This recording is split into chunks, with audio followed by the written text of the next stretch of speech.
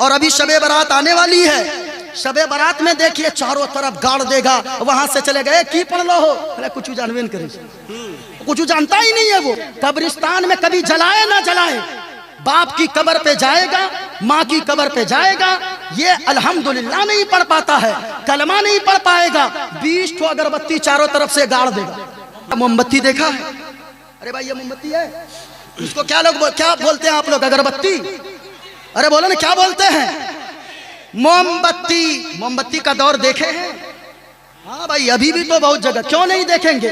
कब्रिस्तान में कभी जलाए ना जलाए, बाप की कब्र पे जाएगा, माँ की कब्र पे जाएगा, ये अल्हम्दुलिल्लाह नहीं पढ़ पाता है, कलमा नहीं पढ़ पाएगा, 20 ठो अगरबत्ती चारों तरफ से गाड़ देगा। मोमबत्ती चारों तरफ से गाड़ देगा भाई, एक मोमबत्ती और कहा चारों तरफ मोमबत्ती जलाना, ये फजूल खर्ची है। कभी उलमा नहीं कहेंगे कि कुछ लोग तो जाके बाप के माथे पे गाड़ देता है, हाँ सर पे गाड़ देता है।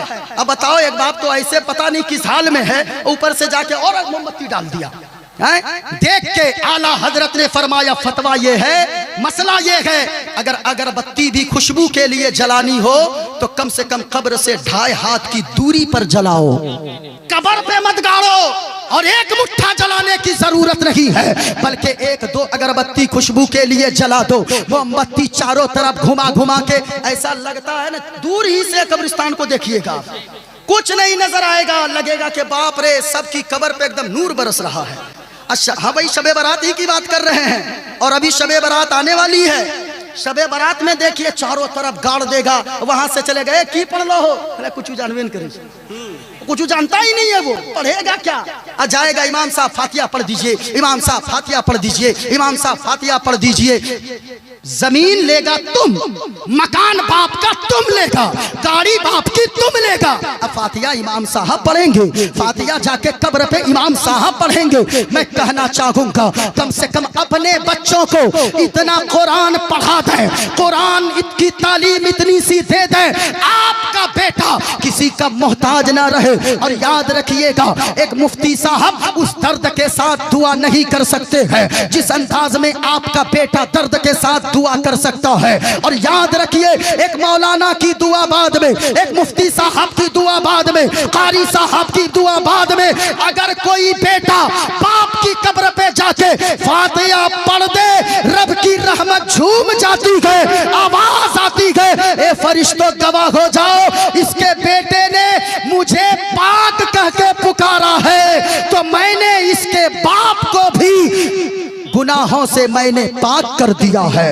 इसके बाप को भी मैंने अज़ाबे कब्र से निजात दे दिया है। इसलिए मेरे भाइयों ये मोमबत्ती है। बात चल रही थी, बड़ी तेजी से मैं चल रहा हूँ, दसा क्यों नहीं गया, लेकिन सुनो लोगों, उलमा यहाँ से आपको पैगाम देंगे, जलसों में अगर कोई ना जाए अल्लाह तो ये नहीं पूछेगा, लेकिन अगर आजान सुन के कोई मस्जिद नमाज के लिए नहीं जाए, अल्लाह कयामत के दिन ये पूछेगा कि तू मस्जिद नमाज के लिए क्यों नहीं गया था। इसलिए लोगों यहाँ से मोइनुद्दीन कादरी का पहला पैगाम आप तक पहुँच रहा है, आप इस पे पहले अमल करें, क्योंकि लोगों अगर कोई नमाज नहीं पढ़ता है, मुस्तफ़ा फरमाते हैं अल्लाह ताला उसकी उम्र से बरकत को उठा लेता है। अगर कोई बेनमाजी होता है अल्लाह ताला उसके चेहरे से नूर को उठा लेता है। अगर कोई नमाज की पाबंदी नहीं करता है अल्लाह ताला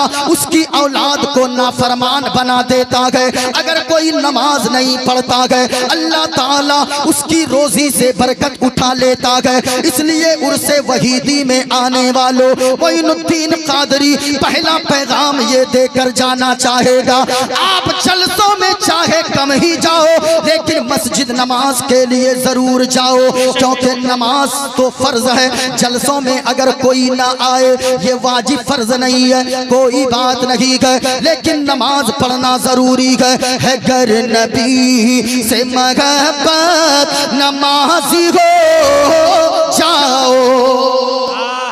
पूरा मजमा हाथों को उठाकर बोले या रसूल अल्लाह, या रसूल अल्लाह। जितने लोग खड़े हैं आप भी सभी हाथों को उठाकर जरा मोहब्बत से बोले या रसूल अल्लाह। है घर नबी से मोहब्बत नमाजी हो जाओ, है घर नबी से मोहब्बत नमाजी हो जाओ, तो क्या होगा?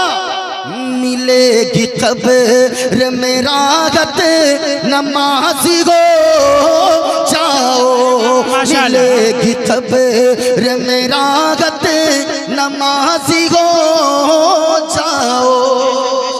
जिंदाबाद जिंदाबाद जिंदाबाद। लोग कहते हैं सुन्नियों के स्टेज से नमाज पे तकरीर नहीं होती है। आज तो वावेला मचा हुआ है कि सुन्नियों में डिबेट करने वाला कोई आलिम नहीं है। आप सुनते कहाँ हैं अपने आलिमों को? अपने आलिमों को सुने। मैं 100 नाम गिनती करवा दूंगा अगर उनको सही प्लेटफॉर्म मिल जाए। अल्लाह की कसम, हमारी जमात के रहने वाले ने जब ईसाइयों ने दावा किया कि बाइबल में लिखा है जो हक पे होगा उसको अगर जहर भी पी ले तो वो मरेगा नहीं बल्कि वो जहर को भी वो हजम कर जाएगा। तो हमारी जमात के आलिम दीन ने जहर उठाकर पिया, मौत क्या कोई बीमारी भी उसे छू नहीं पाई। ऐसे लोग भी हमारी जमात में हैं। दूसरे तो डिबेट करते हैं, हमारी जमात के लोग मुबाहला पे भी उतर आते हैं। ये हमारी जमात में ऐसे उलमा हैं। बस एक शेर पढ़ूं फिर इसी तरफ मेरी गुफ्तगू जाएगी। एक शेर सुनिएगा, अगर सुन रहे हैं तो हाथों को उठाकर बोले सुभान अल्लाह। मेरे मौला जितने लोगों ने हाथों को उठाया है उन लोगों को 1 साल के अंदर करोड़पति बना। आमीन आमीन। अब भाई इसमें भी तो आमीन बोलिए। अब जो लोग नहीं उठाए हैं, हाँ चैनल वाले, वरना तो लखपति भी नहीं होगा। घट भी जाता है कभी कभी, इन लोगों का भी बड़ा मसला रहता है। अजान सुने के जो कामों को बंद करते हैं, माँ बहनों तुम भी सुनो। आजान आज बड़ा अलमी आ गए। इधर आजान मस्जिद में के माइक से हो रही है, लोग हमारे नौजवान मोबाइल की स्क्रीनें उनकी बंद नहीं होती है। इधर आजान होती है मस्जिद से, लोग कोई क्रिकेट में लगा हुआ गए, कोई ताश की पत्ती में लगे गए, कोई कैरम बोर्ड खेलने में गए। माँ बहनों मैं तुमसे भी कहूँगा आजान का एहतराम किया करो। इधर आजान होती रहती है, तुम बातचीत में लगी रहती हो। ना कभी ऐसा ना किया करो। उलमा से पूछिए, किताबों में आता है अगर कोई मर्द या औरत अगर आजान का एहतराम नहीं करे तो होगा क्या? हो सकता है मरने से पहले कहीं उसका ईमान न छिन जाए, यानी ईमान के छिन जाने का खतरा है। यानी जो आजान का एहतराम नहीं करता वो मरेगा तो हो सकता है बेईमान होकर मरेगा। इसलिए आज के जलसे से दूसरा पैगाम ये लेकर जाओ, कल सुबह सवेरे यहाँ से जाना, जब आजान की आवाज सुनना। अगर कोई खेल कूद में नौजवान लगा हो तो खेल कूद को बंद कर देना। अगर कोई मोबाइल में लगे हो मोबाइल को थोड़ी देर के लिए बंद कर देना। घर में टीवी चल रही हो स्क्रीनों को बंद कर देना। माँ बहनों मैं तुमसे कहूँगा अगर झाड़ू लगा रही हो आजान की आवाज को सुनना तो थोड़ी देर रुक जाना। अगर बिस्तर लगा रही हो आजान की आवाज को सुनना, थोड़ी देर रुक जाना। अगर खाना बना रही हो थोड़ी देर रुक जाना, पहले आजान का जवाब दे देना। अगर आजान का जवाब दोगी तो क्या होगा?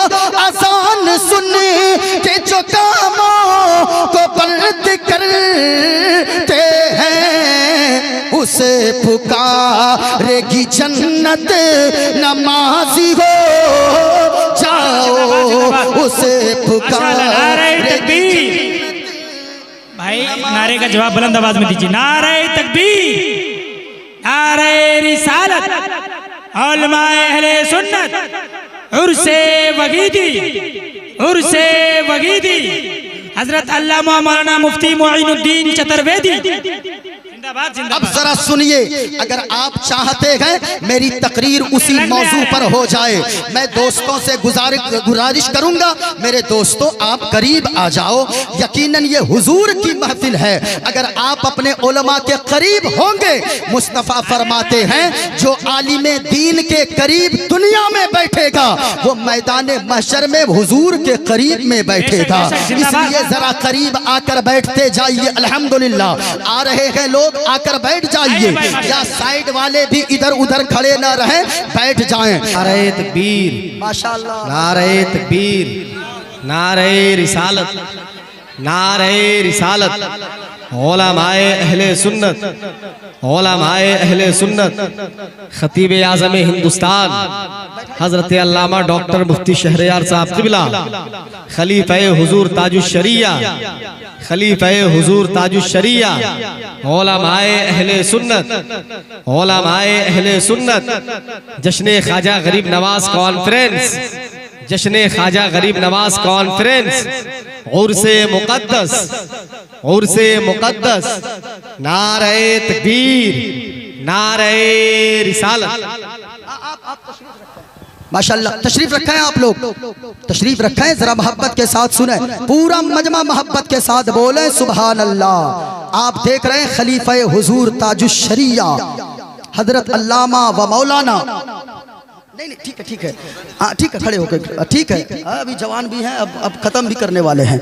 हाँ, खलीफा हुजूर ताजुश्शरिया हजरत अल्लामा व मौलाना डॉक्टर शहरयार रजा साहब क़िबला अल्हम्दुलिल्लाह आपके सामने तशरीफ फरमा है।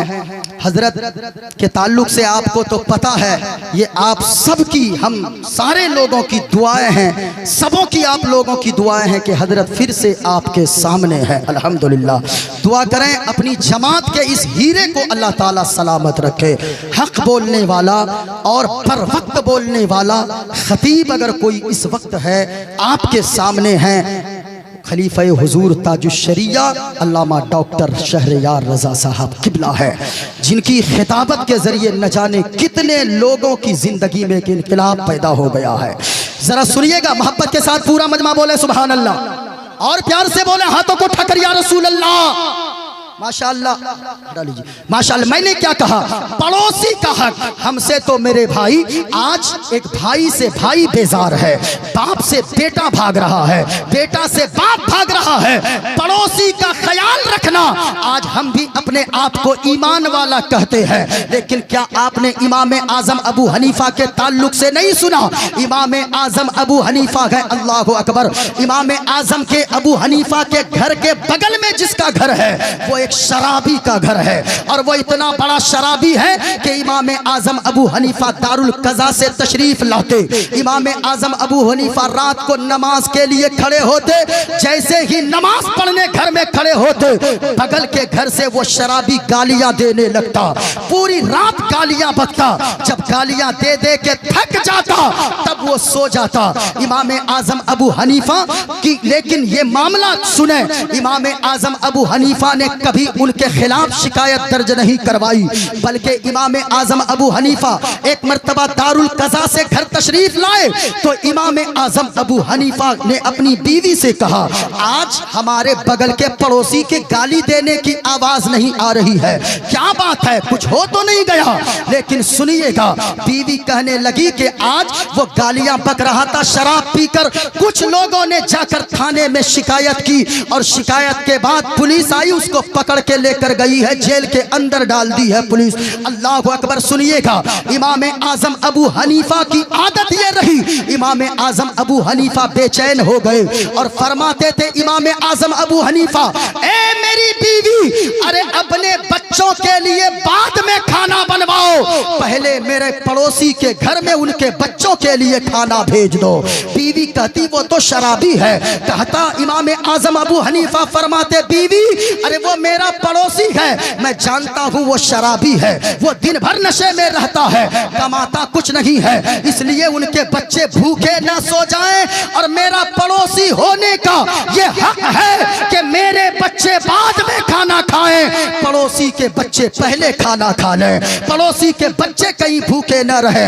जब ये पता चला इमाम आजम अबू हनीफा बेचैन हो गए, रात भर सोए नहीं। हमारी तरह कोई हो, नादिर भाई से हम कहें कि हजरत अच्छा हुआ बड़ा बड़ी गालियां बकता था, 2-4 डंडे पुलिस की खाएगा, 2-4 महीना जेल में रहेगा, दिमाग ठिकाने पे यानी आ जाएगा। अल्लाह अकबर। इतना सुना इमाम आजम ने कि जेल के अंदर है, पुलिस ले गई है। इमाम आजम अबू हनीफा बेचैन हो गए। रात में इमाम आजम अबू हनीफा किसी तरह रात गुजारते हैं। सुबह सवेरे पहुंच गए जेल खाने पे। इमाम आजम को देखते ही जेल के दारोगा ने कहा, हजरत सब खैरियत तो है? कहा कि सब खैरियत है। कहा कि आप यहाँ जेल के पास क्यों आए हैं? इमाम आजम अबू हनीफा ने फरमाया, मुझे पता चला है कि मेरा एक पड़ोसी आपके यहाँ कैद के अंदर है, उसी का जामिन बनकर जमानत लेने के लिए मैं आपके यहाँ आया हूँ। अल्लाह अकबर। इतना सुना जेलर ने कहा, हजरत एक आप तो नेकोकार, वो कहाँ शराबी, आप तो पाको साफ और कहाँ वो नापाक, उसके लिए आप जमानत लेने आए हैं। दुनिया सुनेगी तो क्या कहेगी, लोग सुनेंगे तो क्या कहेंगे? इमाम आजम अबू हनीफा ने फरमाया, ए दारोगा, अरे वो शराबी बाद में गए, वो जुआरी बाद में गए, मेरा पड़ोसी पहले है, मेरा पड़ोसी पहले है। मैं शराबी की जमानत के लिए नहीं आया, मैं जुआरी की जमानत के लिए नहीं आया, बल्कि मैं आया हूँ तो अपने एक पड़ोसी की जमानत के लिए आया हूँ। अल्लाह अकबर। ये है पड़ोसी का हक, याद रखिएगा। आज भी जरूरी है, सैकड़ों जलसे सुन रहे हैं, भाई भाई में इख्तिलाफ है, बाप बेटे में इख्तिलाफ है, बहन बहन में इख्तिलाफ है, क्या चीज लेकर दुनिया से जाएंगे?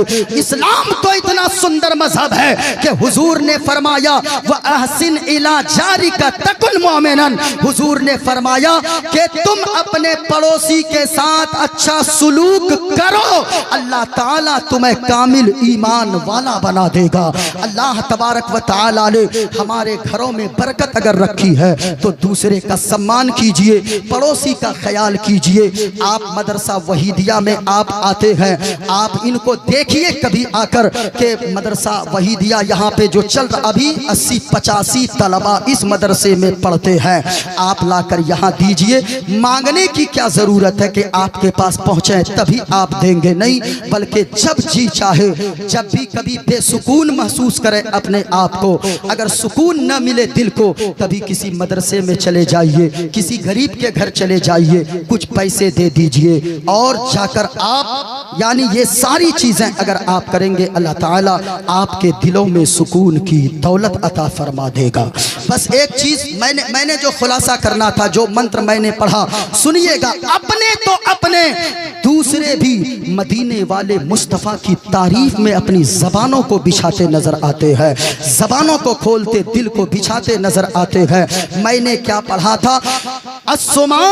सुगुमारूहा देओ दत्तम जगतपति असिना साधु अष्ट आश्चर्य गुणवती। एक हिंदू कहता है कि लोगों, हुजूर ऐसे हैं कि उनके अंदर तो लाखों करोड़ों बेइंतहा खूबियां हैं, लेकिन मुझे 8 खूबियां ऐसी लगी कि मैं उनका दीवाना हो गया। सुभान अल्लाह। जरा मोहब्बत से बोले ना सुभान अल्लाह।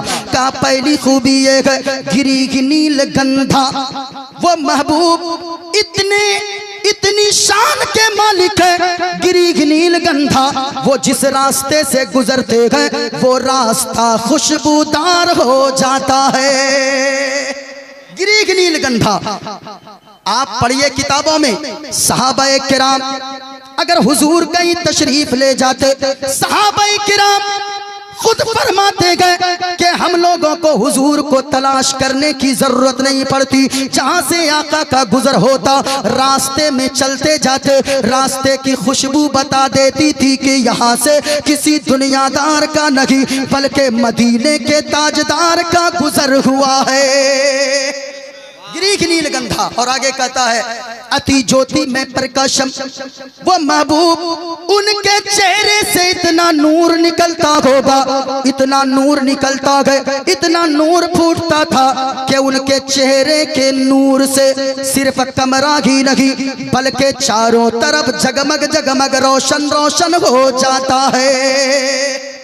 ये गैर मुस्लिम कह रहा है। जरा सुनिएगा हजरत हलीमा सादिया का बयान है। हजरत हलीमा सादिया खुद फरमाती गए कि मैं हुजूर को लेकर जब अपने घर पे आई तो मैं क्या देखती हूँ, हुजूर के चेहरे से इतना नूर चमक रहा था, इतना नूर निकल रहा था, हुजूर का चेहरा मुबारक इतना चमक रहा था कि मैंने अपने घर के चिराग को बंद कर दिया और इतनी रोशनी सरकार सल्लल्लाहु अलैहि वसल्लम के चेहरे से फूट रही थी कि सुबह सवेरे मोहल्ले की औरतें आ गई और आकर कहने लगी, ए हलीमा ये बताओ तुमने कौन सा खास किस्म का चिराग जलाया कि रात में तुम्हारे घर से इतनी रोशनी निकल रही थी कि तेरे घर की निकली हुई रोशनी से चारों तरफ जगमग जगमग कर रहा था, तुमने कौन सी रोशनी जलाई थी। हजरत हलीमा सादिया फरमाती गए, ए औरतों सुनो सुनो, मैंने कोई खास चिराग का उजाला नहीं किया, बल्कि जो चिराग घर में गए उसे भी मैंने बुझा दिया।